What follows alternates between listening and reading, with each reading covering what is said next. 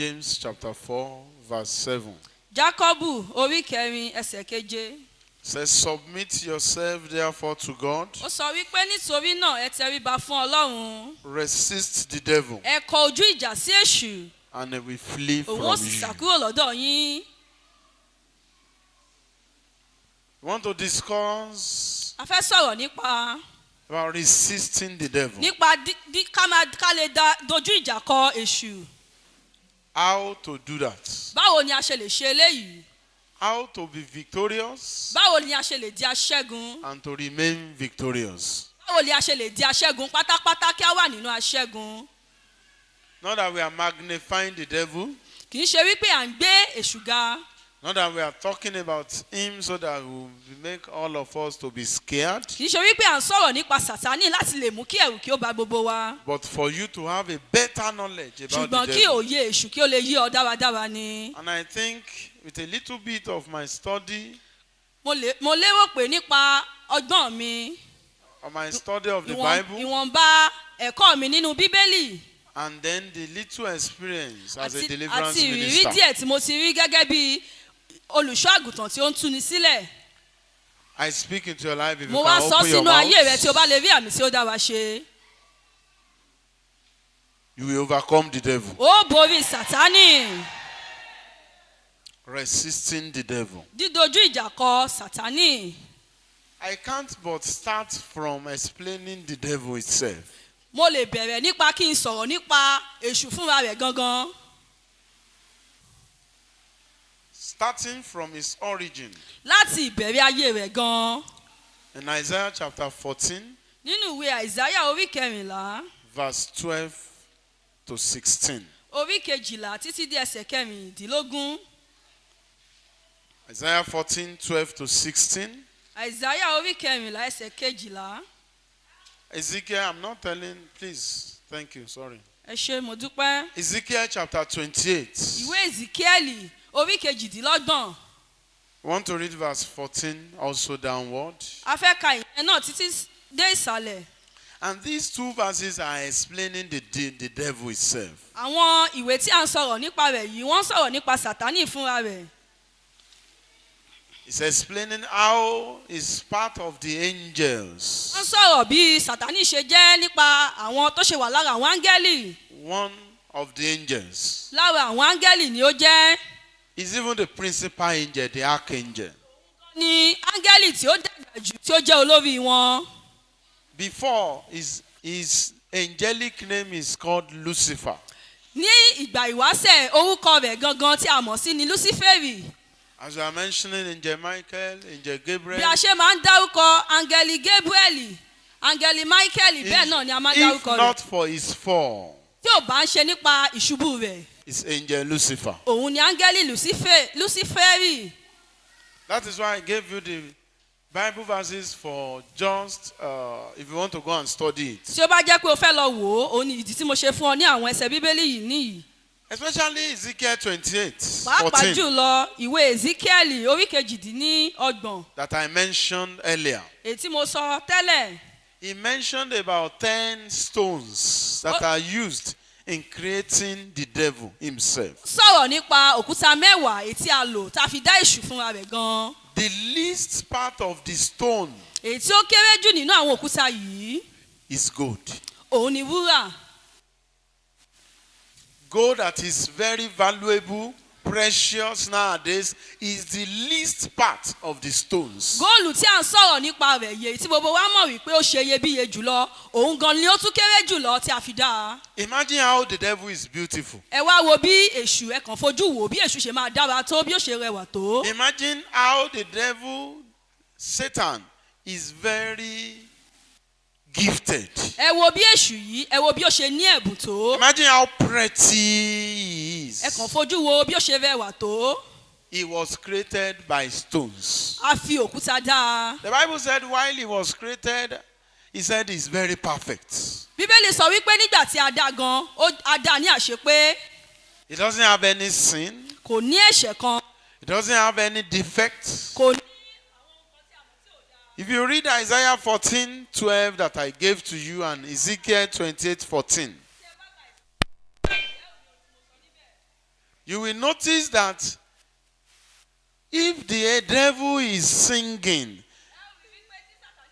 in the same mouth, the 3 part or 4 part of the chorus songs, the alto, the tenor, the bass, the soprano, will all be coming out. Very sonorous. And he's a mighty warrior in which the devil, the God himself sent on an errand to go and conquer cities. In the heavens, in the heavenlies, we have about the whole world, the numbers, about maybe 10 billion. I've forgotten the current number. Yes. Of the whole human beings on earth. We have times 3 in heaven. Times 3 of angels. I'm not going to teaching today. I'm not going to theology. But I will give you the Bible verse in which you will understand what I'm saying. The devil, this Satan, this angel Lucifer is the controller, the archangel of all of them. Why was he changed from the devil, from Lucifer to the devil? Why was he sent away from heaven? He feel proud because of all the characteristics in him. He checked himself, so I'm the best singer. Very beautiful. That is why some people that are beautiful, pride attaches to it.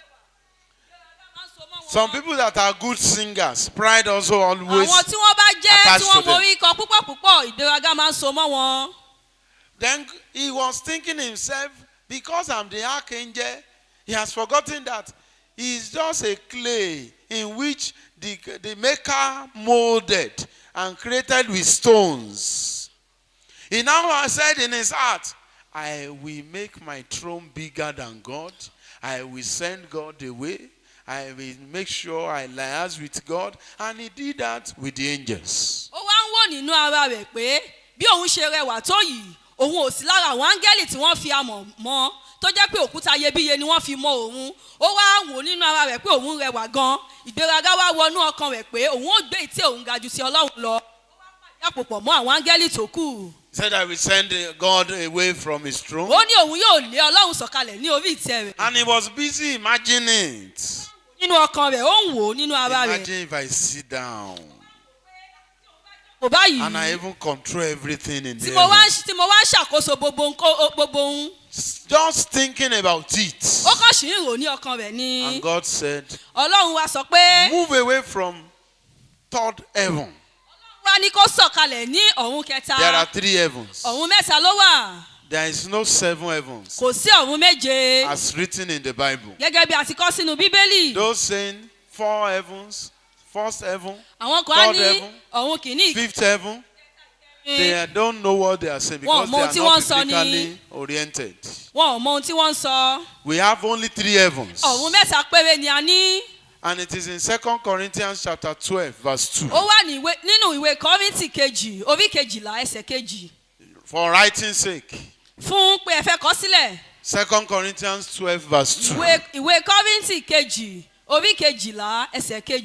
And the first heaven is the starry heaven.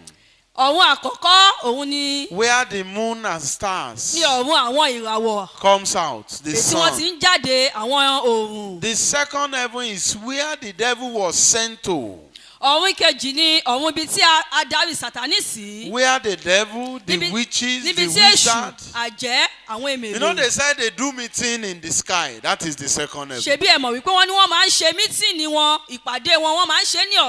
the third heaven is the God's throne. According to the Bible. And according to the study of the Word of God. He was sent from third heaven to the second heaven. But he now has control over the first heaven, the heart, everything. He ó wá now ní has agbára lórí control. àwọn ọ̀run kejì àti ọ̀run kìíní. Immediately he was sent from the third heaven ní kété tí a ti darí rẹ̀ tí a ti lè sọ̀kalẹ̀ sí ọ̀run kejì. with 1/3 of the angels. pẹ̀lú ọkùnrin kan nínú àwọn áńgẹ́lì. 1/3 ìdá kan nínú mẹ́ta of the angels. àwọn áńgẹ́lì. Because they were the one conspiring. torí pé àwọn ni wọ́n jọ ń dìtẹ̀ pọ̀. They were sent downward. a lé wọn sọ̀kalẹ̀. That is why nowadays they said you see a person that came back alive again. ìdí nìyí tí wọ́n fi máa ń sọ pé ní ayé ìsìn pé ẹ máa rí ẹni tí ó kú tí a mọ̀ sí àwọn àkúdàáyà. Excuse me, sir. But Hebrews 12:29 said, "It is appointed unto death to die once." Why are we seeing my grandfather? Someone said he saw him again in Port Harcourt. Why are they coming back? Wébérù ni a ti rí wípé wọ́n ti sọ wípé tí ènìyàn bá ti kú lẹ́yìn ikú ìdájọ́ ni kí ló yẹ tí mo wá ń rí bàbá mi tó ti kú tí mo tún rí wọn padà. Not in the dream, but physically. kì í ṣe ní ojú àlá ní ojú ayé yìí. It's the angels àwọn áńgẹ́lì yẹn ni. that fell with the devil èyí tí ó ṣubú pẹ̀lú that are Sátánì. manipulating it. èyí tí wọ́n jọ ń gbèrò rẹ̀. Why is these people that said they came back?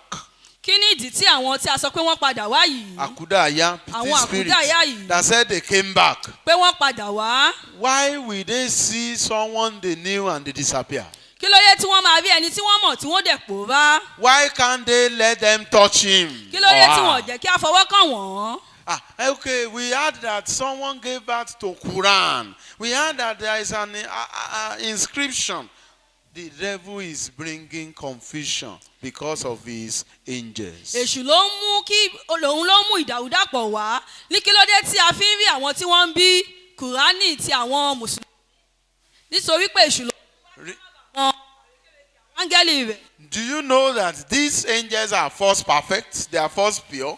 ǹjẹ́ ẹ mọ̀ wípé àwọn áńgẹ́lì tí à ń sọ̀rọ̀ nípa rẹ̀ yìí wọ́n jẹ́ mímọ́ tẹ́lẹ̀. Now they just remove their beauty and their holiness only. Their power is still there. So they can now manipulate it to the amú ẹwà deviation. wọn àti agbára wọn kúrò ní wọ́n sì ń lo agbára wọn lọ. I need to go to the origin like an introduction so that you will understand what we want to pray mo on. nílò láti sọ fún wa gẹ́gẹ́ bí Sátánì ṣe jẹ́ gan nípa ìwáṣẹ̀ rẹ̀ bí a ṣe dá gan. But today, ṣùgbọ́n lónìí we will not waste time. nígbà wà ní àkókò. I will give you about few of the devil's names, màá wá fún yín ní díẹ̀ lára orúkọ Sátánì. in which from that name you know their work. nínú èyí tó jẹ́ pé nínú àwọn orúkọ yìí ẹ mọ àwọn iṣẹ́ wọn. You know how it has affected your body. ìwọ gan wàá mọ bí ó ṣe ti tó ṣe ti da ayé rẹ láàmú. You know how it has affected your marriage. wàá mọ bó ṣe ti bà ìgbéyàwó rẹ jẹ́. You know that how the way you are behaving is because of the devil. wàá wá mọ pé gbogbo bó ṣe ń hùwà gan kì í ṣojú lásán nípasẹ̀ Sátánì ni. I speak into your mo wá life. sọ sínú ayé rẹ. The work of the devil in your life shall disappear now. iṣẹ́ òkùnkùn nínú ayé rẹ yóò parẹ́ sọnù. Number one name of the devil is orúkọ àkọ́kọ́ tí a mọ Sátánì sí. we can call him Satan. a lè pè ní Sátánì. I will give you Bible verse, but we will not read it. màmá fún yín ní ẹsẹ̀ bíbélì ṣùgbọ́n a ò ní kà á. Revelation 12 verse 9. ìwé ìfihàn orí 12 ẹsẹ̀ 9. Is the Satan, òun ni èṣù. the opposer, òun ni Sátánì. the antagonist. òun ni alátakò.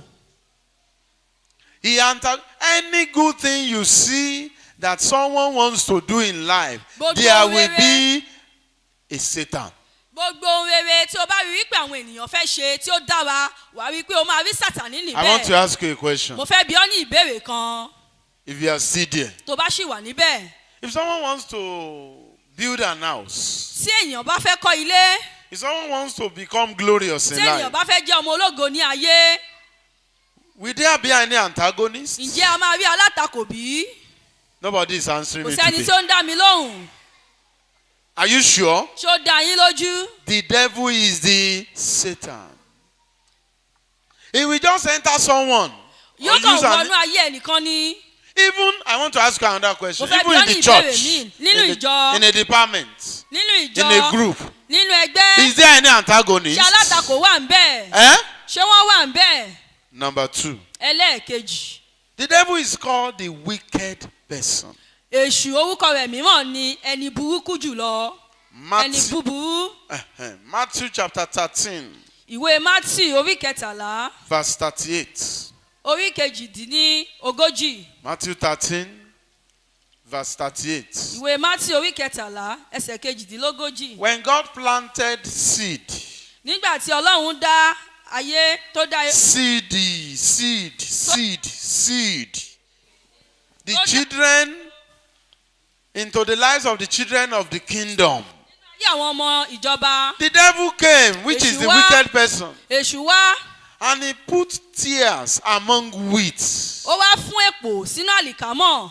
To come and destroy. láti lè bàjẹ́. And then go away. láti lè lọ ó wá lọ. There are some marriages. àwọn ìgbéyàwó kan wà. Hallelujah. Hallelujah. Are you there? ṣé ẹ wà níbẹ̀? There are some marriages for the first 2 years very sweet. àwọn ìgbéyàwó kan wà nígbà tí wọ́n bá ṣẹ̀ṣẹ̀ bẹ̀rẹ̀ bí ọdún méjì ó máa ń dùn gan. Even 5 years. ọdún márùn-ún. I don't see value marriage until it reaches 5 years. mi ò tí ì rí ìgbéyàwó kan tó dára tí wọ́n bá tí ì dé ọdún márùn-ún. After 5 years. lẹ́yìn ọdún márùn-ún. I can say you have stamina. ìgbà yẹn ni màá wá sọ pé ó dára. Then after 10 years. lẹ́yìn ọdún mẹ́wàá. I congratulate you. màá wá kí ọ pé màá kí ọ takuntakun. After 15 years. lẹ́yìn ọdún mẹ́ẹ̀ẹ́dógún. If not the work of the devil, there is nothing that can shift you again. tí ò bá jẹ́ agbára èṣù kò sí ohun tó lè mì ọ́ mọ́. But if that does not reach 5 years. tí ò bá tí ì dé ọdún márùn-ún. It's still pre-marriage.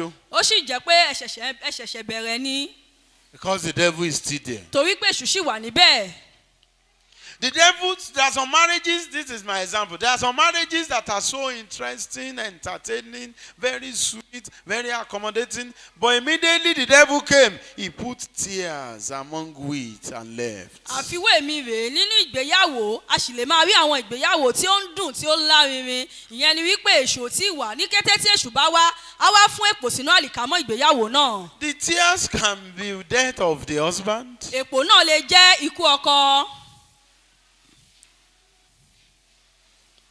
The tears can be death of 2 children. The only 2 children they have. èpò náà lè jẹ́ ikú àwọn ọmọ méjì nínú àwọn ọmọ wọn. The devil can check the only breadwinner, which is the husband, that is sponsoring the family. Let me remove the work. èṣù lè wò sùsùn kó mú olórí ilé náà lọ nígbà tí ó mọ̀ wípé ẹni náà gan ni ó ń ṣàkóso ilé náà ló ń mú jíjẹ mímu wá ó lè mú un lọ. Every work of the devil in your gbogbo life. iṣẹ́ èṣù nínú ayé rẹ. I destroy by fire. ọ̀pọ̀ lórúkọ Jésù.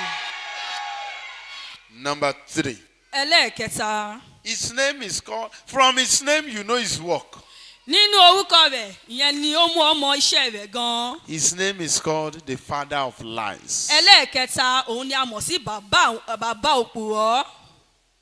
The father of confusionists. bàbá ìdàrúdàpọ̀. John 8:44 explains. ìwé Jòhánù orí kẹrin. 8:44. jọ ẹsẹ̀ kẹrìnlélógójì. 8:44 John.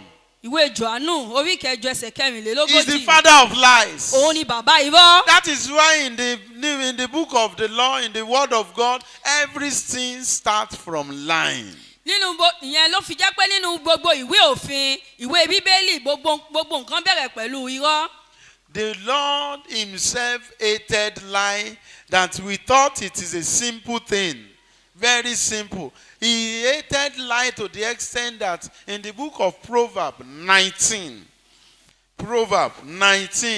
15 and 19, Proverbs chapter 19, 15 and 19, he condemned liars. He said they will never go unpunished. They will be destroyed. He kept on repeating it. God hated lies. Ọlọ́run fúnra rẹ̀ gan ó kórìíra àwọn onírọ́ gẹ́gẹ́ bí a ṣe mọ̀ pé bí àwa ṣe ń fojú wò pé irọ́ jẹ́ nǹkan tí ó kéré Ọlọ́run kórìíra rẹ̀ gan tí ó jẹ́ pé kò sí ẹni tí ó bá ń parọ́ tí ò ní lọ láláì jìyà. That is why anybody that I notice, maybe the person is communicating with me and talking with me, oh, I lied to that person. I'm shocked. I lied to that person because I know I'm seeing the devil.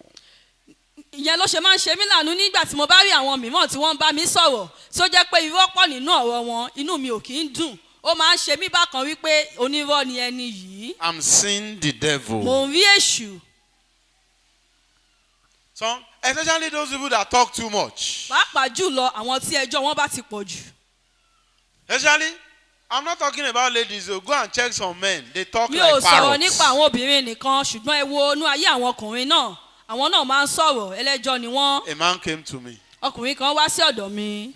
Are you here? Ṣé ẹ wà ń bí? Are you there? Ṣé ẹ wà ń bí? Are you sure? Ṣó dá yín lójú? A man. Ọkùnrin kan. I don't know. I've come to you. I've tried to see you, Pastor.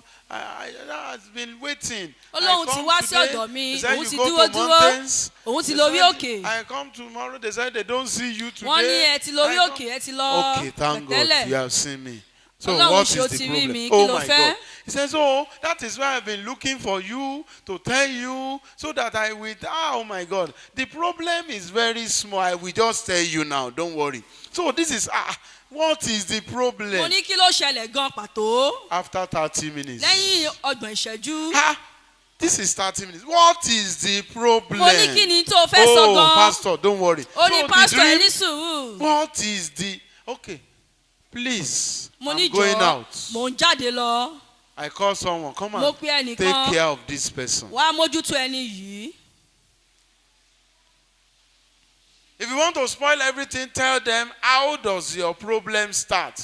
Tí o bá fẹ́ She bà will gbogbo start ẹ̀ jẹ́. from 1985 and take it year by year from too much talking. Tó bá fẹ́ bà gbogbo ẹ̀ jẹ́ ìwọ bí pé báwo ni ìṣòro rẹ ṣe bẹ̀rẹ̀ gan ni ó wá bẹ̀rẹ̀ láti ìgbà ìwáṣẹ̀ títí ọjọ́ òfin lọ. Is the father of Òun ni lies. bàbá àwọn oníbọ́.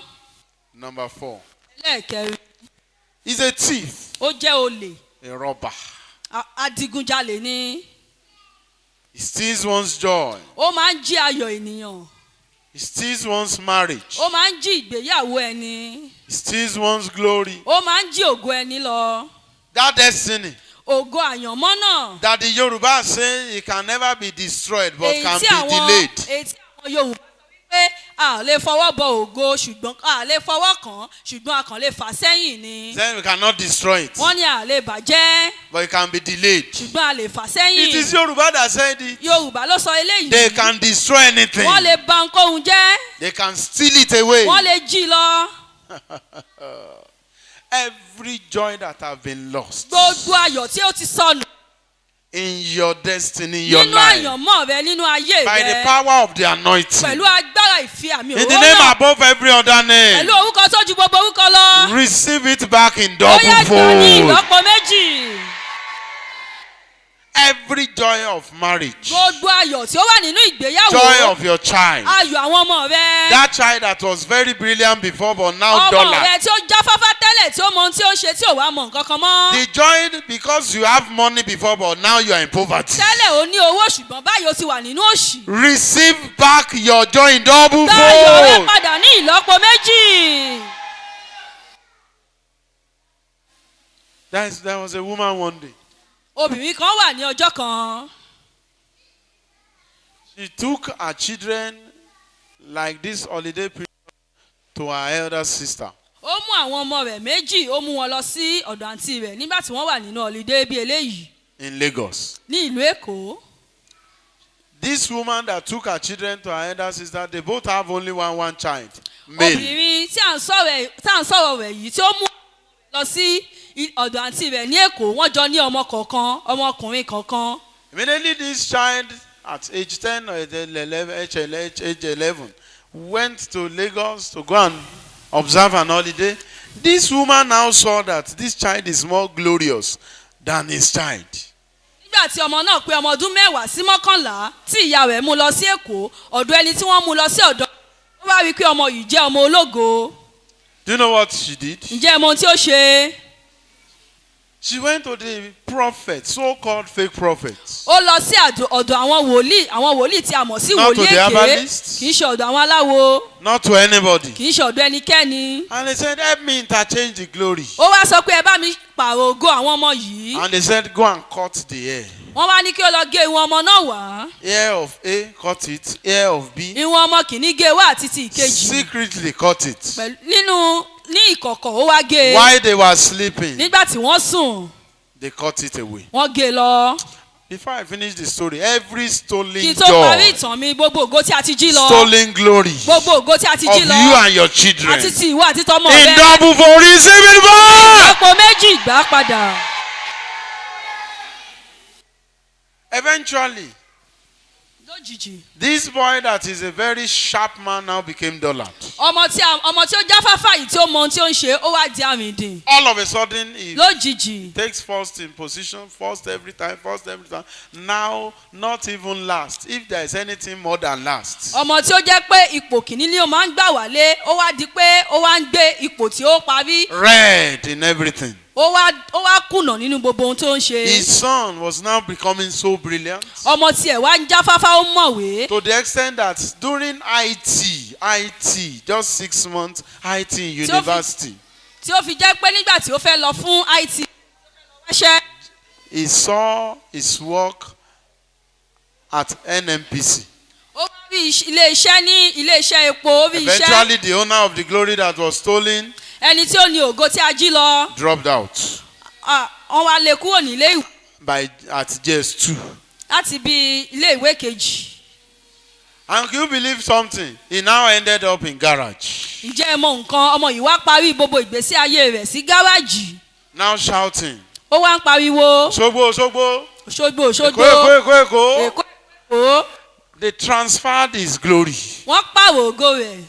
Then this man that the glory was transferred to, now will be sending 5,000 to the owner of the glory. ọmọ tí ó gba ògo ológo yìí á wá máa fi owó 5,000 á máa fi ránṣẹ́.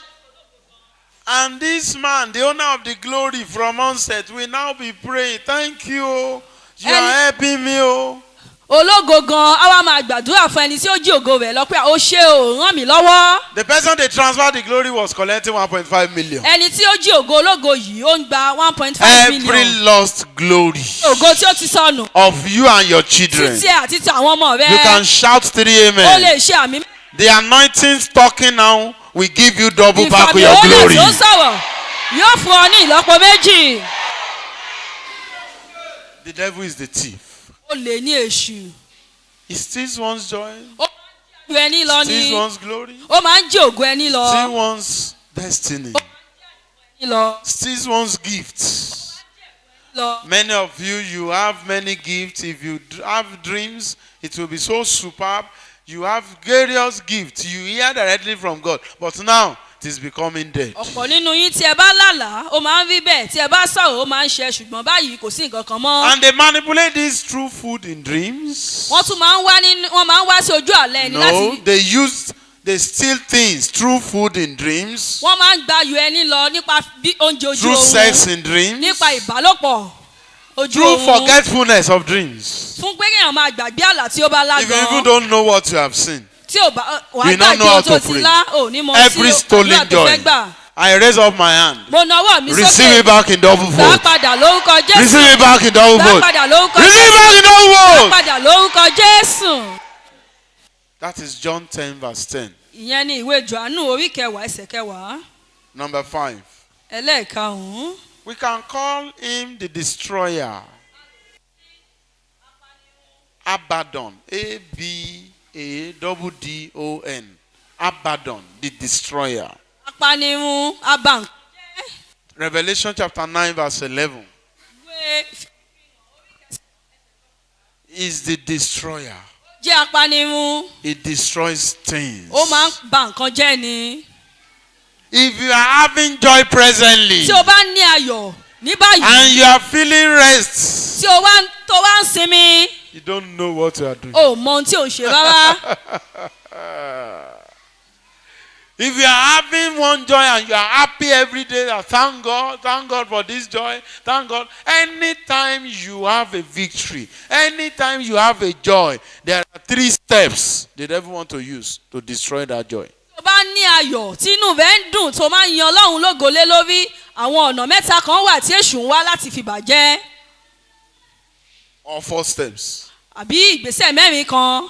If you try not, tí you ó bá will try the lo south. tó bá lo àríwá We try yóò lo the ìwọ̀ east. yóò lo ìlà You can oòrùn. throw arrow from the west. o lè lo gúúsù náà kó ju So ọfà that you rẹ̀. are happy on the day of marriage, Ní if ọjọ́ ìgbéyàwó rẹ, prayer, if inú care ẹ is dùn. not taken, tí tí ò bá ṣọ́ra. Have you not heard some people are doing marriage and the wife ran mad? Ṣé o tí ì gbọ́ àwọn tí wọ́n ń ṣègbéyàwó tí ìyàwó náà tí ó ya wèrè? I speak into your life. Mo wá sọ sínú ayé rẹ. They will not destroy you. Wọn ò ní bà ayé rẹ jẹ́. Those that say amen, I don't see them today. I said Àwọn they tí will wọ́n not máa ń destroy ṣàmì mi you. ò rí wọn. Every instrument of destruction in Gbogbo your life, irinṣẹ́ ìparun nínú ayé rẹ. like sorrow, Bí ìkorò. like disappointment, Bí ìjákulẹ̀. like promise and faith, Bí ìjákulẹ̀. I cast them Wọ́n lé out. wọn jáde. Which number are we? Eh? Number 6. Number Six. 6 is a killer, Ó jẹ́ apànìyàn. a murderer. Ó jẹ́ apànìyàn. He murders glories. Ó máa ń pa ògo òun ni. He murders lives. Ó máa ń pa àwọn ayé òun. Those people that died suddenly, Àwọn tí wọ́n kú ní òjijì. most of them does not sin. Kì í ṣe gbogbo wọn ni ó dẹ́ṣẹ̀. Those that have fatal accidents. Àwọn tí wọ́n ní ìjàmbá ọkọ̀ tí ó ní agbára. I remember a sin that was so pathetic. Mo rántí ìṣẹ̀lẹ̀ kan èyí tí ó bani lọ́kàn jẹ́. A woman was a giver in churches. Obìnrin kan wà ó jẹ́ ẹni tí ó máa ń ṣe ìfifúnni nínú ìjọ. In churches. Nínú àwọn ìjọ káàkiri. Because of that, they now make him Boluwaga, they make him Alaga, they make him chairman Torí of nǹkan this, tí ó máa ń ṣe chairman yìí, of wọ́n this, máa fi ń jẹ chairman of this, oríṣiríṣi. in Anglican chairman of this, in Methodist, they don't know. And she was so happy that, what should I do? Let me give church my money. Inú ẹ̀ máa ń dùn láti ṣe fún Ọlọ́run ni. And it is her son that was giving her the money because her son had an opportunity of visa lottery and he traveled out and luckily was given a better employment. Ìránṣẹ́bìnrin tí à ń sọ yìí ọmọ rẹ̀ tí ó wà ní ìlú òyìnbó òun ni ó máa ń fi owó ránṣẹ́ sí láti ṣe gbogbo nǹkan tó fẹ́ ṣe. Ọmọ rẹ̀ yìí ó wá ní oore ọ̀fẹ́ láti jẹ visa lottery nígbà tí ó wá lọ ó rí iṣẹ́ gidi ní ibẹ̀. Because I said luckily, not all of them that is there have good work. Oh. Kì í ṣe gbogbo àwọn tí ó wà ní ìlú òyìnbó ni wọ́n ń rí iṣẹ́ gidi o. Not all of them did God said they should go. Kì í ṣe gbogbo wọn gan ni Ọlọ́run sọ pé ó yá ẹ lọ síbẹ̀. They now go there, they are now crying, they are now living, they are now washing the dead, they are now sleeping inside shops. Wọ́n wá lọ síbẹ̀ tán. Àwọn oríṣiríṣi abọ́ wọn á máa fọṣọ wọn máa sùn sí ẹsẹ̀ títì. A man came to me, he said, I spent about 1.5 million. Twice. Just to travel to America. Láti lọ sí ìlú òyìnbó. I said, do God said he should go? Ó lọ. Are you serious? Ṣé o mọ ohun tó ń ṣe báyìí? What is wrong with Kí you? ni nǹkan tí ó ń ṣe ọ́ gan? 1.5 million if you use it to start card business. 1.5 million yìí. Card business. Tó bá fi ń ṣiṣẹ́ káàdì. If you any place you throw 1.5 million to buy cloth, people in this village will know there is a business. Iṣẹ́kíṣẹ́ tí o bá ń fi owó. Help me change this microphone, please. So they will know there is a business. Wọ́n á mọ̀ wípé òun ṣiṣẹ́ gidi. They will know now. Wọ́n á mọ̀. They will be sure. Many of you that sit, I just diverted into that because I know many of you are eyeing America now. Whereas,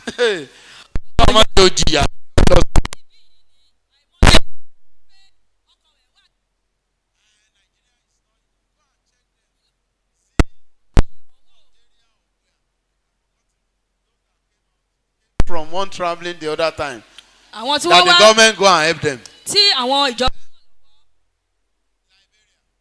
Libya, they transfer themselves inside the truck. Wọ́n di ara wọn sínú truck. What is truck in Yoruba? Ọkọ̀ ńlá, ọkọ̀ epo. Both now themselves. Torí pé wọ́n fẹ́ lọ ìlú òyìnbó. Some people will die inside because of suffocation. Àwọn kan wọ́n máa kú nítorí ohun tí wọ́n ń fà sí mú. They will throw them on the ground. They pass through the desert. Wọ́n máa jù wọ́n sínú igbó ni. So only few survive. Àwọn díẹ̀ ni wọ́n yege. Ọlọ́run má jẹ́ ojú. Survive. So back to what I'm saying. I said luckily the Padà sí boy ohun tí now mò ń saw sọ. a good employment. Ọkùnrin yìí ó wá rí iṣẹ́ tí ó dára. When God help me, mercy, let me help the church. Ọmọ náà wá fi owó ránṣẹ́ sí òbí rẹ̀. He now went to one church. ó wá lọ sí inú ìjọ kan. God now told her, go. ọlọ́run sọ pé kí ó lọ sí ìjọ yìí lẹ́yìn. kí ó má lọ sí ìjọ After yìí telling lẹ́yìn. him that, nígbà tí ọlọ́run sọ fún un. telling that woman that, ọlọ́run sọ fún ìránṣẹ́bìnrin náà. maybe she added pride to it or flamboyant side. bóyá ó fi went. ìgbéraga kún un ni ó wá lọ. After dropping the money, nígbà tó ti fi owó náà sílẹ̀. maybe she spotted someone. Bóyá ó ti- Someone spotted her. bóyá ó ti fojú wo ẹnìkan. Someone spotted her. ẹnìkan ti fojú wò ó. Just about 24 hours. lẹ́yìn bíi ọjọ́ kan. As in maybe 10 o'clock today. bóyá bíi 10 aago o'clock mẹ́wàá tomorrow. lẹ́nìí aago mẹ́wàá ọjọ́ They just kejì. called that woman. wọ́n wá pe Your son was ìránṣẹ́bìnrin náà. coming out from the church yesterday and a car hit him. wọ́n wá pè é wọ́n fún un ní ìròyìn pé bí ọmọ rẹ̀ ṣe jáde nínú ìjọ lánàá ni mọ́tò gbá a. And immediately he died. ní kété náà ni ó bá kú. The only child. ọmọ kan The ṣoṣo. breadwinner. ọmọ tí ó ń gbé àwọn òbí rẹ̀. Every destroyer of destinies. gbogbo àwọn apanirun ògo. In your family. nínú ìdílé rẹ̀. I destroy them. jẹ́ lórúkọ Jésù. You want to write Bible verse down, Revelation 9:11. a fẹ́ kọ àwọn ẹsẹ̀ bíbélì kan sílẹ̀ ìwé ìfihàn orí kẹsàn-án ẹsẹ̀ kọkànlá Number 7 ẹlẹ́ẹ̀keje. is called the adversary, the opponent. òun ni ajìjàkadì. The opponent. ajìjàkadì. In 1 Peter chapter 5 verse 8. ìwé pétérù kìíní orí kẹrin ẹsẹ̀ karùn-ún 5:8. orí karùn-ún ẹsẹ̀ kẹjọ. He said, be sober and be vigilant because your adversary, the devil, ọ̀tá yín. ẹ máa wà lé àìrè kọjá ẹ máa ṣọ́ra nítorí èṣù ọ̀tá yín. Your adversary ọ̀tá yín is the opponent. bí òun ni ọ̀tá yín. Anybody that is antagonizing you is the devil. ẹnikẹ́ni tí ó bá ti ń takò yín èṣù ni. Any opponent of your glory is called the devil. alátakò ògo yín èṣù ni. Mind you cannot see the devil physically. mo fẹ́ kí o mọ̀ wípé o lè rí èṣù ní Anybody ojúkorojú. that is antagonizing your plan, good plan, is the devil. ẹnikẹ́ni tí ó bá ti ń takò àwọn ohun rere tí o ní lọ́kàn èṣù ni. In this our Yoruba land, ní Yorùbá wa ń bí. why is it that people hated good things? kí ló yẹ tí àwọn ènìyàn tí wọ́n kórìíra ohun tí ó dára. Why is it that people hated very beautiful things? kí ló yẹ tí àwọn ènìyàn kórìíra ohun tí ó rẹwà. If you want to do a wedding ceremony, tí o bá fẹ́ ṣe ìgbéyàwó. you need to pray for people that are traveling o máa gbàdúrà fáwọn tí ó ń bọ̀. so that they will not tag you. pé wọn ò ní so ọmọ wọn ò ní fi nǹkan kàn ọ́. Tag you with Wọ́n á bad lè- name. wọ́n á fi orúkọ burúkú kàn ọ́. You need to pray so that you can conceive. wàá máa gbàdúrà pé kí o lè lóyún. You need to pray so that rain will not all this. wàá máa gbàdúrà kí o sì má Whereas bọ̀. if it is burial ceremony, tó bá wá jẹ́ òkú ni even if you don't want to spend, tí o bá fẹ́ náwó gan. people will advise you have to borrow. àwọn ènìyàn wọ́n Borrow very well. wọ́n á sọ fún ọ wọ́n á ní o jẹ́ lọ yáwó Ah, kò yáwó dáradára. your mother died and you cannot find 2 cows. wọ́n á gbà ọ́ Borrow. nímọ̀ràn wípé kí o lọ pa màálù And could you méjì. believe? I want to ask every one of us something. mo fẹ́ bi wá ní àwọn ìbéèrè kan. After the burial ceremony, ẹjọ́ lẹ́yìn òkú yìí the envelope they will give you will reach the extent or sustain you concerning the money you have spent, Abi. ẹjọ́ ṣé owó tí wọ́n máa Are you fún sure? yín ó máa tó owó tí ẹ ti ná nínú ayẹyẹ náà. That is why if you want to do any ceremony and you plan because they will give you an envelope of 500 naira, 300 naira, 1,000 naira sometimes. If you plan that because thank God they will give me back my money, you will be gented. tí tó bá ní lọ́kàn wípé ayẹyẹ tó fẹ́ ṣe yìí ó fẹ́ fi kówó jọ ni pé àwọn ènìyàn wọ́n á fún ọ ní owó ó tan ra rẹ ni. The devil is the adversary. èṣù ó jẹ́ alátakò. Every antagonist gbogbo àwọn alátakò on your work, lórí iṣẹ́ rẹ on your body, lórí ara on your rẹ brain, lórí on your ọpọlọ rẹ children, lórí àwọn on your ọmọ rẹ marriage, lórí ìgbéyàwó they will rẹ receive fire. wọn ò gba iná jẹ Oh, you are not saying a fire ó amen. ṣe àmì tó níná They will receive fire. wọn ò la iná. I'm talking especially to women in which maybe your husband is womanizing or you mo have sọ̀rọ̀ a fún àwọn second obìnrin wife. tí ó bá jẹ́ wípé àwọn ọkọ wọn ní ojú síta tàbí wọ́n ní ìyàwó kejì. No two women will want peace for a man. kò sí obìnrin méjì tí ó fẹ́ ìfọ̀kànbalẹ̀ fún ọkùnrin. No two women will be peaceful. kò sí obìnrin méjì tí wọ́n máa nífẹ̀ẹ́ ara wọn. Is either they destroy their child bóyá to wọ́n bá destroy yé àwọn ọmọ themselves. wọn jẹ́ ni tàbí wọ́n bá yé ara wọn Every jẹ́. antagonist, Gbogbo àwọn alátakò. say a very fiery Ẹ ṣe amen. àmì tó ní iná nínú. They will receive fire. Ó la iná. The next one, Antichrist. Ó jẹ́ aṣòdì sí Kristi.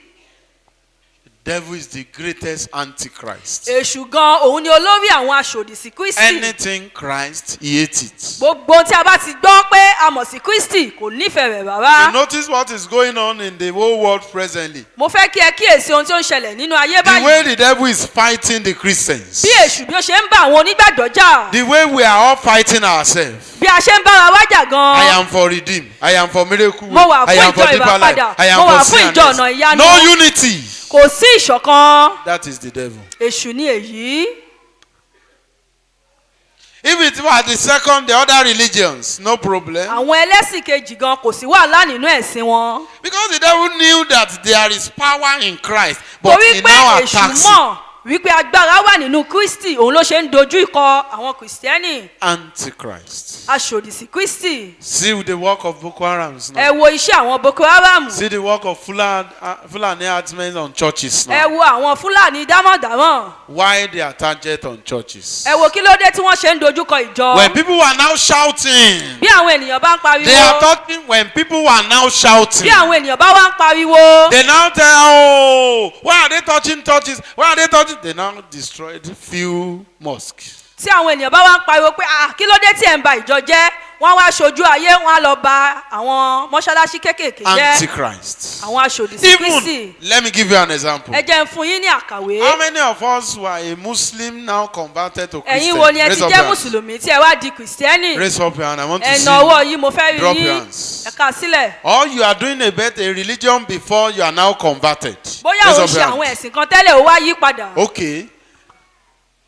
Even if you are not a Muslim converted, Bóyá o sì ń ṣe ẹni tí ó jẹ́ Mùsùlùmí tí ó wá yí padà. once you said you accept Christ, Ní kété tí o bá ti sọ pé o gba Jésù Kristi, you have 5 friends. o ní ọ̀rẹ́ márùn-ún. You are special among them. O jẹ́ iyebíye ní àárín What will wọn. they do? Kí ni wọ́n ò ṣe fún ọ? Nobody is answering me. Wọ́n kò What will they do? They will hate you. They will hate you. They will neglect you. Wọ́n pa ọ́ tì, wọ́n kò Consider someone that is using this foundation, these creams. Ẹ wo àwọn tí wọ́n máa ń lo àwọn They tí àwọn are obìnrin 5 fi or ń pa 6. ojú. And you only said, I'm not using it. O wá sọ pé o ò ṣe oge I don't mọ́. like it. O ò ṣe mọ́. Will they be happy to you? Consider those drunkards. Ẹ wo àwọn ọ̀mùtí. You have been drinking with them before. O ti máa mu sí pẹ̀lú wọn Suddenly, 2 tẹ́lẹ̀. of you said you don't drink again. Lójijì o bá sọ pé ò mu mọ́. The other 7 will just hate you. Àwọn méje tó kù wọ́n á kàn kórìíra rẹ ni. That is the work of the. Iṣẹ́ èṣù That's the lèyí. work of the Antichrist. Iṣẹ́ aṣòdì sí Kristi ni èyí. 1 John 4 verse 3. Ìwé Jòhánù kìíní orí kẹrin ẹsẹ̀ kẹta. That is the work of the Antichrist. Number 9. Ìkẹsàn-án. Any of the number. Èyíkéyìí tí ó jẹ́. Even if it is 7.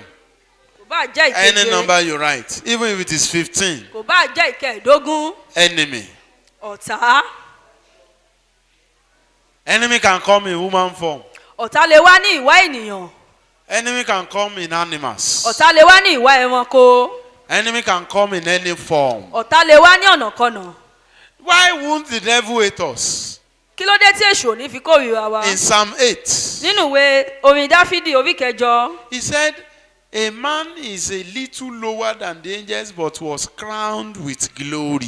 Ènìyàn ó kéré A little lower díẹ̀ than the angels. ju sí àwọn áńgẹ́lì. Now crowned with glory. Ọlọ́run wá ṣe àwọn ènìyàn ní The devil ògo. has gone to the third heaven. He has seen the beauty. He has seen the salvation that God wants to come and give human being. Èṣù ti lọ sí ọ̀run kẹta, ó ti rí àwọn ògo, ó ti rí ìgbàlà tí Ọlọ́run fẹ́ fún àwọn ènìyàn. He has seen the power God wants to come and give woman Ó as a ti rí Christian. agbára tí Ọlọ́run tó fẹ́ rán sọ̀kalẹ̀ láti wá It's fún àwọn because you don't know ènìyàn. your power. Torí ó ṣe mí lànú pé ò mọ agbára rẹ. You are a Christian, O jẹ́ but you are a onígbàgbọ́, non-entity. ṣùgbọ́n ò mọ nǹkan You are a kan. Christian, a bad dream is shaking you like this. O jẹ́ onígbàgbọ́ ṣùgbọ́n àlákàlà ó ń You are a mì ọ́. Christian in which after prayer, anybody, any useless body, even if it is a real one or fake one, we just have vision to you now. And if it is even on the road, you can prostrate there on the road. Lẹ́yìn àdúrà tí à ń gbà yìí, àwọn ènìyàn You don't know your játijàti power, you kan don't know what you are àwọn doing. ènìyàn játijàti kan lè tọ̀ ọ́ wá kí wọ́n ní rí ìran burúkú kan sí ọ ní kíákíá wá ti kúnlẹ̀ wá ti máa gbọ̀n sí abẹ́ wọn. O mọ irúfẹ́ agbára tí Ọlọ́run On fi the fún road. ọ ní ojú ọ̀nà. Because I know you omitted that. Even on the road, you Kódà- can even prostrate there. Kódà ní ojú ọ̀nà gan-an o lè dọ̀bálẹ̀ fún wọn kó máa Some people gbọ̀n. are almost going to be mad. Their clothes, the way they dress. Oh! I see that you will die after prayer.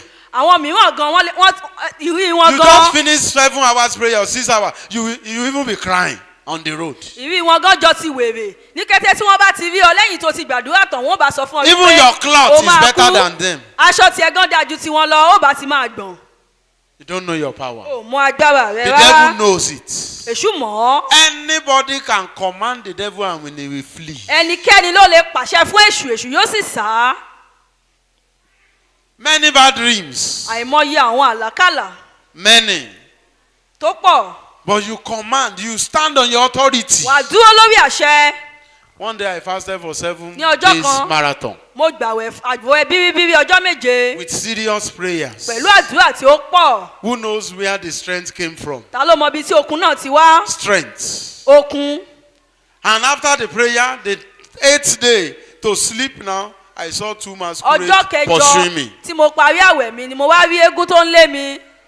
Immediately I opened my Ní eyes. kété tí mo la ojú mi. Masquerade. Eégún. I just remember my authority. Mo kàn rántí àṣẹ mi Psalm ni. 8. Ìwé orin Dáfídì orí I kẹjọ. adjusted my pillow and I slept off. Mo wá ṣe pílò mi dáadáa mo bá sùn lọ. After 7 days marathon, what will I do again? Lẹ́yìn ọjọ́ méje kí ni mo tún fẹ́ ṣe? Marathon. Lẹ́yìn àwẹ̀ bíríbírí ọjọ́ méje. Many bad dreams. Àìmọye You are not the only àlákàlà. one having bad dreams. Ìwọ nìkan kọ́ ló ń ní But what is your àlákàlà. power? You have lost it. Ṣùgbọ́n kí ni agbára rẹ o ti sọnù? Mark 16:15 gave us the powers. Ìwé Máàkù orí kẹrìndínlógún ẹsẹ̀ kẹẹ̀dógún ó fún wa ní 16:15. agbára. Yes. He gave us the Ó powers fún wa ní agbára yìí to deliver. láti tú sílẹ̀. He said, you will heal. Your child is sick. You cannot lay your Ọmọ hands rẹ on ń the ṣàìsàn child. ò lè gbé ọwọ́ rẹ lé. You are running etasketa. Ó wá They sáré are spending káàkiri. money on you. Òun náwó You don't know káàkiri. your Ó power. mọ agbára tí o ní. The Bible said in today's word, Bíbélì James sọ wípé 4:7. nínú ọ̀rọ̀ tòní nínú James Jákọ́bù 4:7. orí kẹrin ẹsẹ̀ keje. Resist the devil. Ó ní kó dojú ìjà kọ Sátánì. What did the Bible say? Ó ní yóò sì sá. You don't know your power. Ó mọ agbára rẹ. The next one Èyí tí ó kàn is the God of this world. ó jẹ́ bàbá ayé yìí. Sometimes we sing a song which is not in the Bible. Nígbà mìíràn a máa ń kọ àwọn orin mìíràn tí ó sì nínú Bíbélì. Let me give you an example of Jẹ́ this fún song. ọ ní àpẹẹrẹ. You got the whole world in your hands. You are a liar. Irọ́ ló ń pa. It's true God created the world. Lóòótọ́ ni Ọlọ́run dá ayé. But the devil is the superpower man Ṣùgbọ́n òun ni controlling the alágbára world ayé. now. Òun ló ń darí ayé. I can bring it out in 2 Corinthians chapter 4. Mo Go lè and mú read jáde it. nínú ìwé Kọ́ríńtì kejì 2 Corinthians chapter 4, orí kẹrin verse 3 to 4. ẹsẹ̀ kẹta sí ìkẹrin. 2 Corinthians chapter 4, Ìwé Kọ́ríńtì kejì verse 3 to 4. orí kẹrin ẹsẹ̀ kẹta sí ìkẹrin. Verse 3 says, But if our gospel be hidden, it is hid to them that are lost. Ẹsẹ̀ kẹta sọ pé ṣùgbọ́n bí ìrere wa bá sì farasin ó farasin fún àwọn tí ó nù. Verse 4 said, In whom the God of this world. Ẹsẹ̀ kẹrin sọ pé nínú àwọn ẹni tí Ọlọ́run ayé yìí. Who is that God?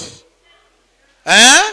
Devil. Very simple. You got the whole world.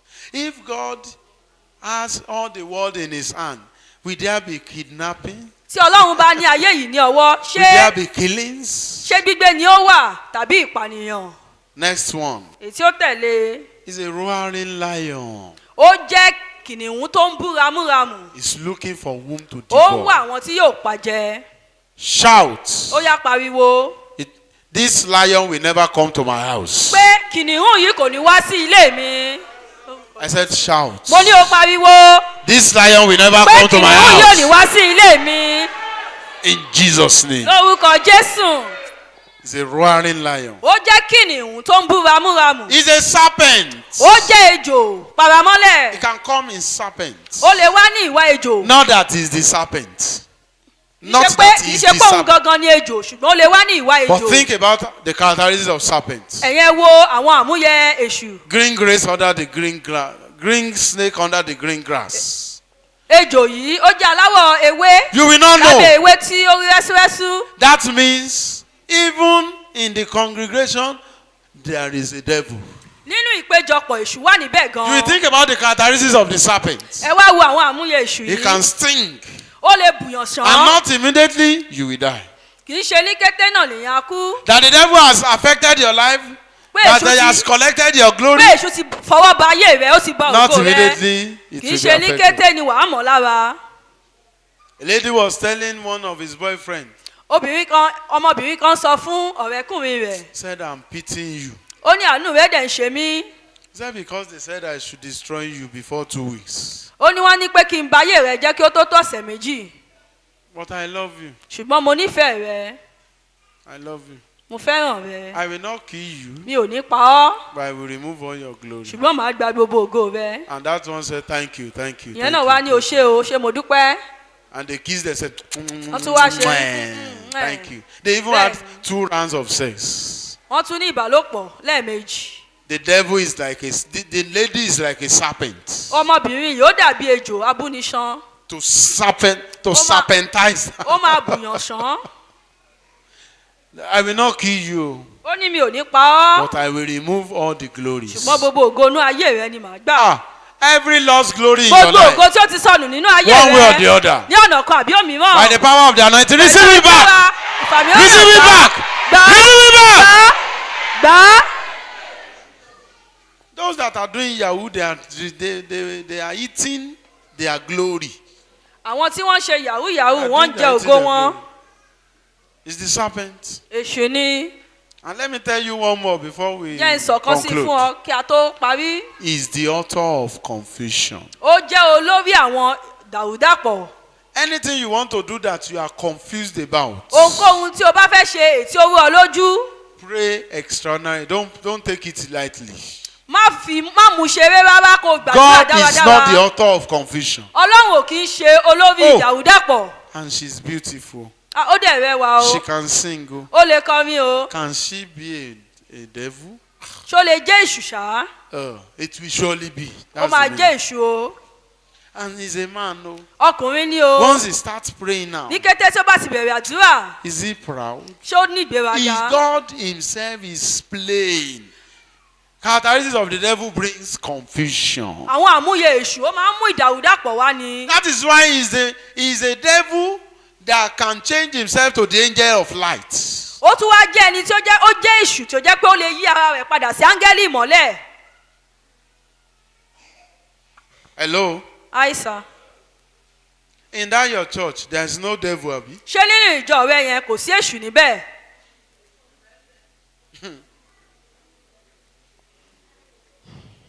That is why if you are not experienced ìdí or you are not graced by ìdí God, níyì tí o bá ní àwọn ìrírí tàbí kí o ní orí ọ̀fẹ́ láti ọ̀dọ̀ Ọlọ́run.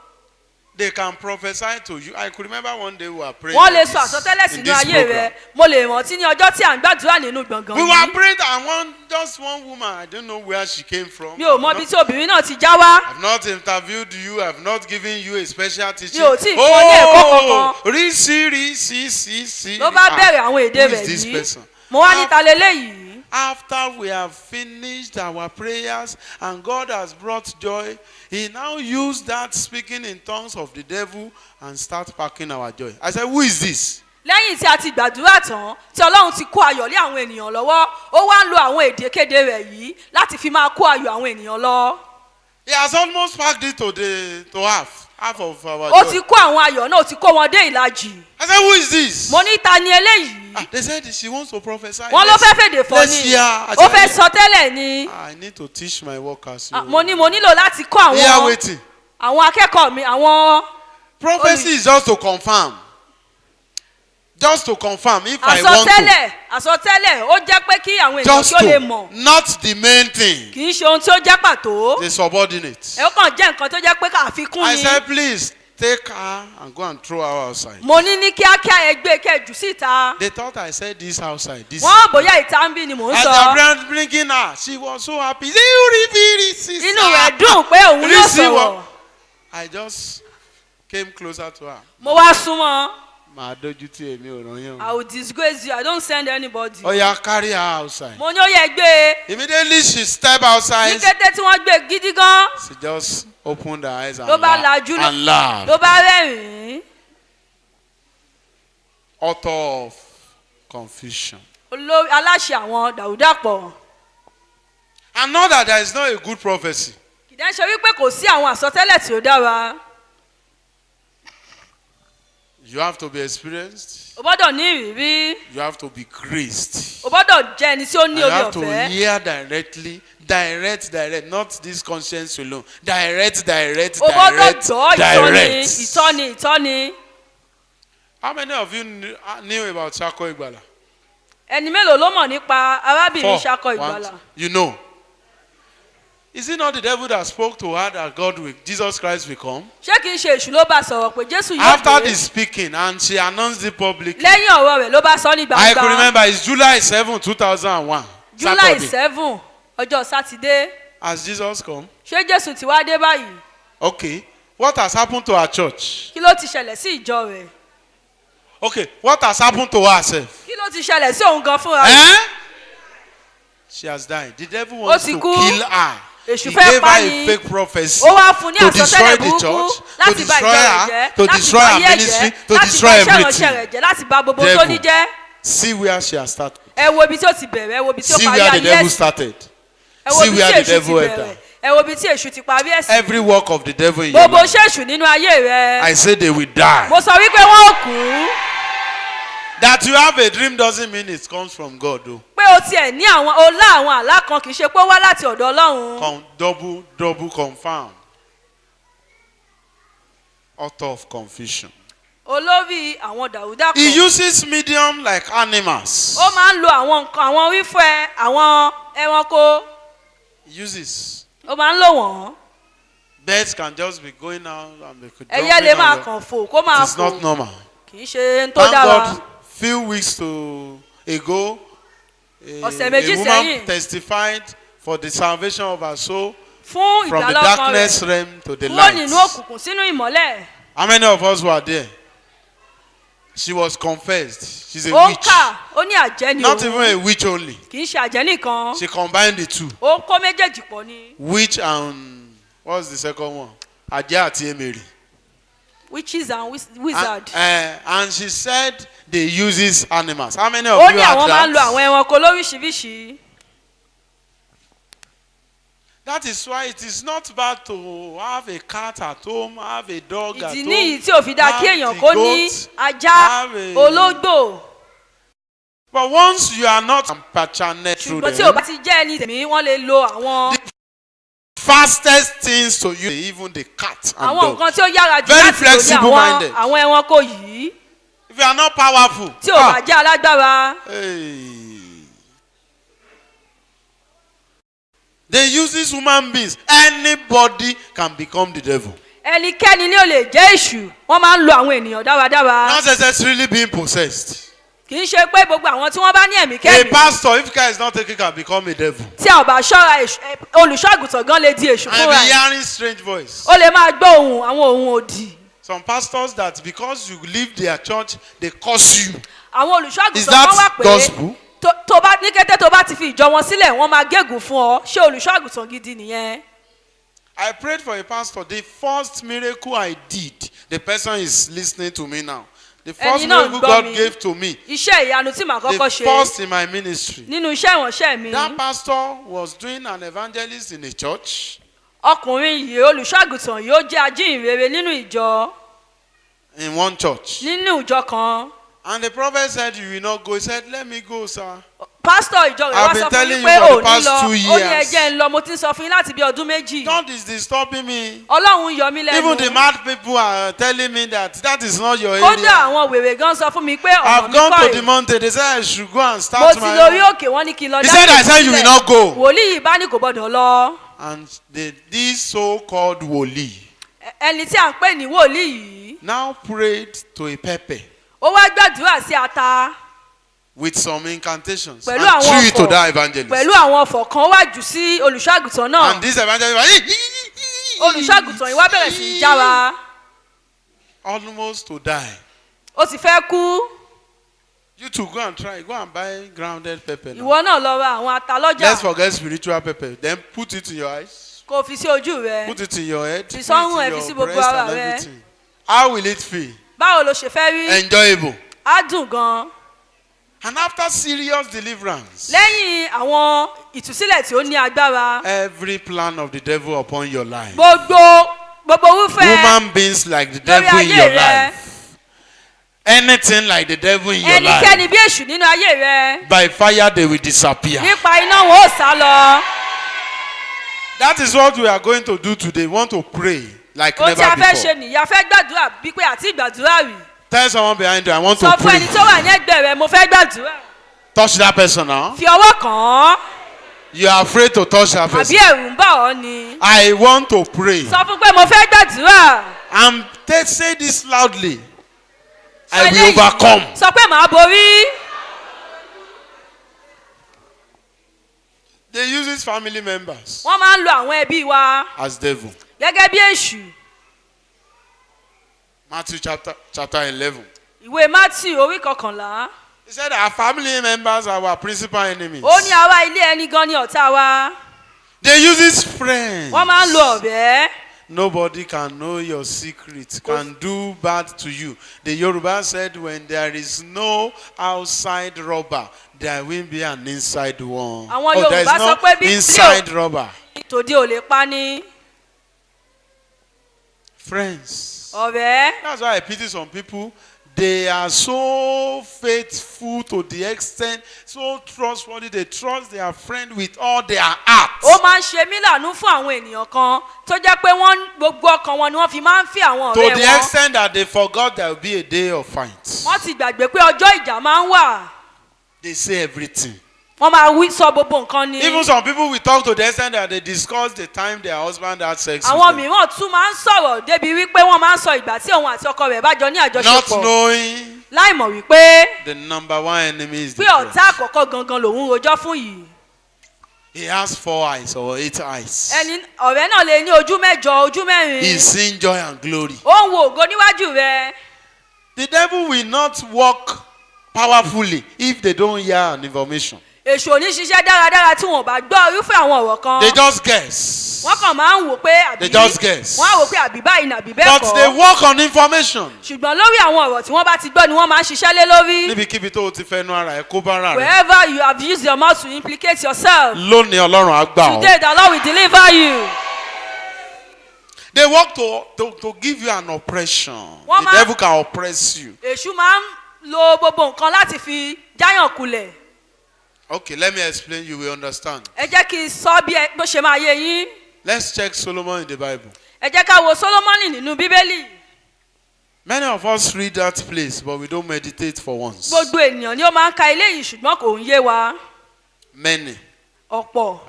Many of us. How can someone have 700 wives? báwo ni ènìyàn kan yóò ṣe ní ìyàwó tí ó pọ̀ 700. How many days is in a year? ọjọ́ mélòó ni ó wà nínú ọdún? 365. That means if Solomon wants to do it very well, ìyẹn ni wípé tí he will Sólómọ́nì bá have fẹ́ ṣe sex with dáradára 2 women. ó máa bá a day. obìnrin méjì ṣe àjọṣepọ̀ ní ọjọ́ kan. Okay, he now has 300 concubines. ó wá ní àlè 300.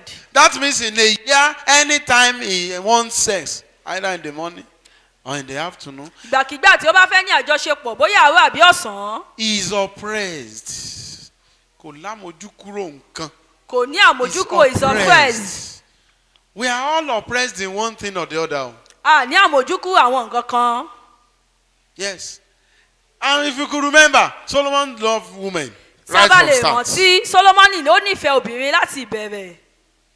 He loved women. That is why Ó it is, nífẹ̀ẹ́ obìnrin. it is so bad. He inherited it from his father. ọwọ́ bàbá rẹ̀ ló ti jogún rẹ̀. But he now did times 200 ó of wá his ṣe father. ìlọ́po lọ́nà igba That bí is ti bàbá why rẹ̀ your lọ. father has 7 wives. ìdí nìyí tí bàbá rẹ̀ fi ní ìyàwó And you are méje. in one husband's house. ó dẹ̀ wà nínú ilé ọkọ kan. Even if you don't want to commit adultery, tó o the bá cause tẹ̀ bẹ́ẹ̀ ṣe can àgbèrè rise. yìí The cause, ègún náà the yóò cause can rise. ègún náà yóò jáde yóò dìde.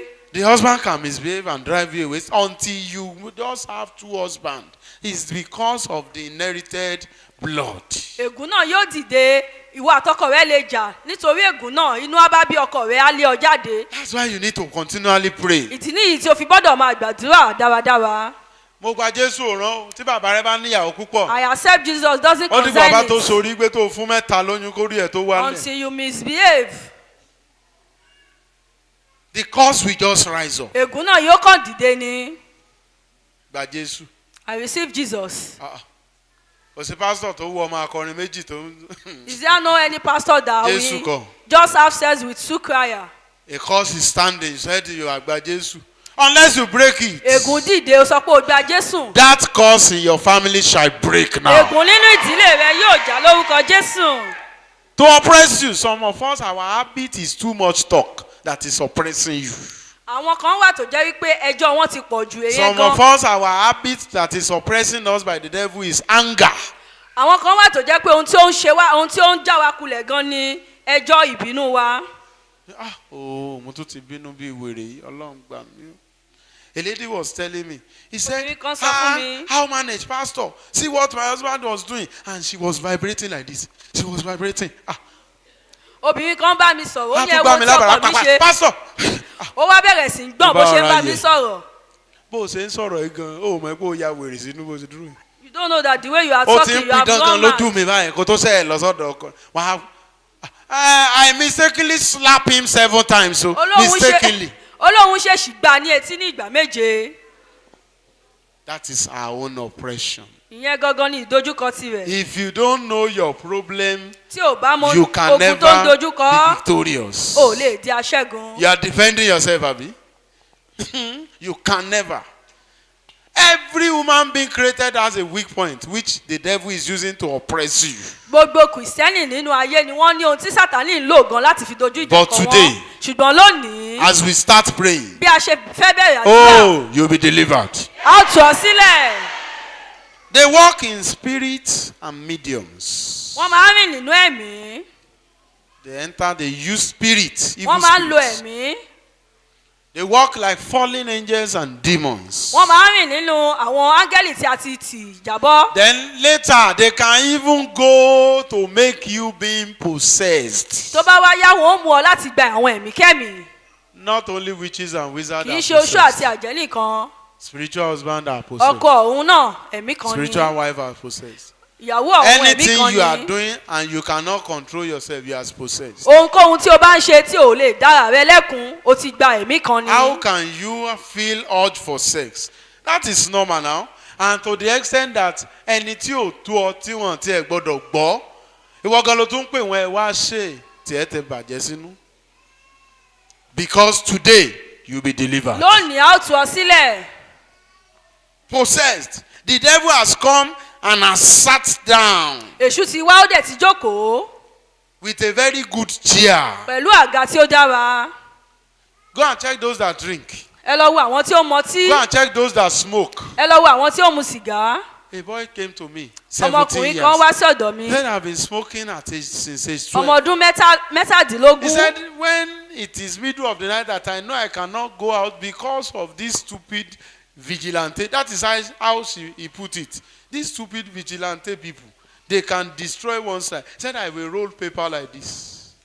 And I will start smoking. I said, the devil has possessed you? ọmọkùnrin kan wá sí ọ̀dọ̀ mi ọmọ ọdún mẹ́tàdínlógún ó ní kò lè má mu sìgá ó sì mọ́ ọ lára ó wá ní ọjọ́ kan ní òru nígbà tí ògbẹ sìgá náà ń gbẹ òun ó ní òun ò dẹ̀ lè bọ́ síta nítorí àwọn fìjìláńtẹ́ ó wá mú pépà ó yí ipò ó finá sí i ló bẹ̀rẹ̀ sí ní mú. Those smokers, I worked with a woman that was selling cigarettes before.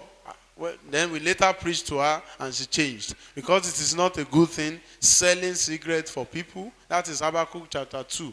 Selling drink. This is not good. Ègbé ni fún ẹni tó fi ọtí fún aládùúgbò rẹ̀ mu. So we now preach to that woman. After the preaching, she now gave me one of her experiences. She said, by 2 a.m., smokers will now be knocking at our door. Ẹjọ́ ẹ fún wa ní sìgá mu o, ọ̀fun gbẹ wá o, èyí tó ń bá wọn o, ò ní lọ o, ibi tó máa jókòó sí ni o. Smoking. I want to ask you, is smoking food? mo fẹ́ bi ṣé sìgá jẹ́ oúnjẹ obìnrin kan wà tí mò ń bá rìn nígbà kan àwa bá sọ obìnrin yìí ó ń ta sìgá àwa bá sọ̀rọ̀ wípé ohun tí ó ń tà yìí kò dáa wípé torí nǹkan tí òun ò lè mu kò dáa kí ó máa fún àwọn ènìyàn mu obìnrin yìí wá yí padà kò ta sìgá mọ́ ó wá sọ ìrírí rẹ̀ fún mi nígbà tí ó ń ta sìgá náà tẹ́lẹ̀ ó ní ọkàn àwọn èèyàn máa ń wá sí ọ̀dọ̀ òun ní aago 2 òru wọ́n á máa kanlẹ̀kùn pé ẹ wá ta sìgá fún wa. Don't forget our topic where we started. I'm now there now. Ibi tí a ti bẹ̀rẹ̀ tẹ́lẹ̀ a ti padà síbẹ̀. Resist the devil. Ẹ dojú ìjà kọ Sátánì. How do we do that? Báwo la ṣe wá fẹ́ ṣe léyìí? Number 1. Àkọ́kọ́. If you notice James 4:7, it says submit to God. A rí nínú ìwé Jacob ó sọ pé ká rẹ ara wa sílẹ̀. Then resist the devil. Ká sì kọjú ìjà sí èṣù. Then he will now flee. Ó ní yóò sì sá. Number 2. Ẹlẹ́ẹ̀kejì. Trust and depend on God that can help you only. Ní ìgbàgbọ́ nínú Ọlọ́run tí ó lè ràn lọ́wọ́. You cannot win by yourself. O ò lè ran ara rẹ lọ́wọ́. Number 3. Ẹlẹ́ẹ̀kẹta. The devil hates this thing. Èṣù ó kórìíra Bíbélì.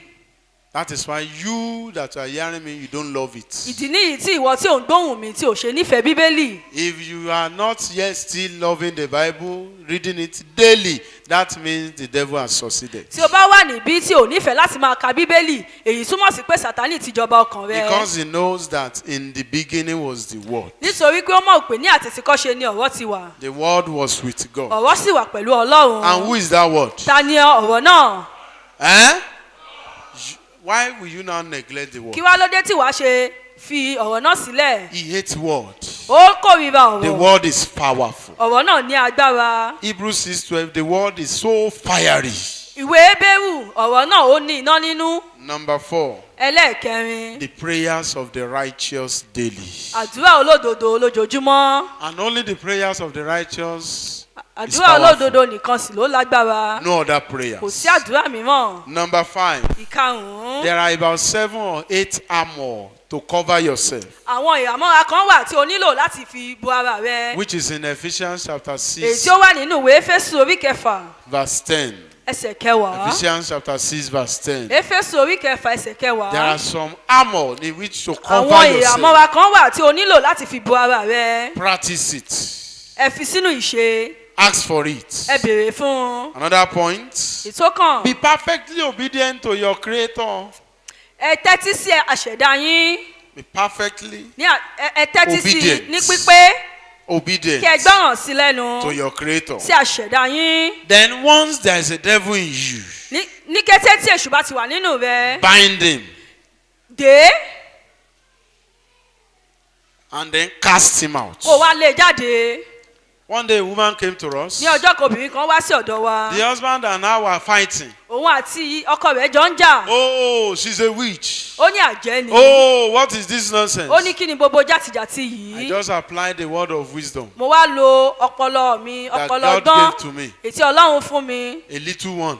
kékeré. I just said, the woman, don't worry, your husband is a liar, Jari. Mo sọ fún pé ìránṣẹ́bìnrin ọkọ rẹ̀ onírọ́ ni.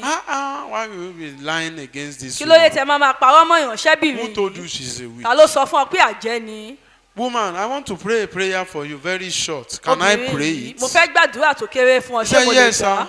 Ó ní bẹ́ẹ̀ ni. I said, every spirit of snake, I don't know why I mentioned snake you. mi ò mọ ìdí tí mo fi sọ wípé ẹ̀mí I didn't see ejò anything. mi ò rí nǹkan kan o I just say every spirit of serpent in mo you, ní gbogbo say, ẹ̀mí ejò nínú ayé rẹ they will not go out too. wọn ò ní jáde o And nothing will not come in again. kò sí nǹkan tí ó sì wọlé mọ́ But I will bind it. ṣùgbọ́n màá dé If you want to defecate, let it defecate in tó o bá you. fẹ́ yàgbẹ́ kó o yàgbẹ́ rẹ̀ If you want to pass urine, let it pass it in tó o bá you. fẹ́ tọ̀ kó o tọ̀ bẹ́ẹ̀ After 3 months, lẹ́yìn oṣù mẹ́ta the woman was as big as. obìnrin wa tóbi bíi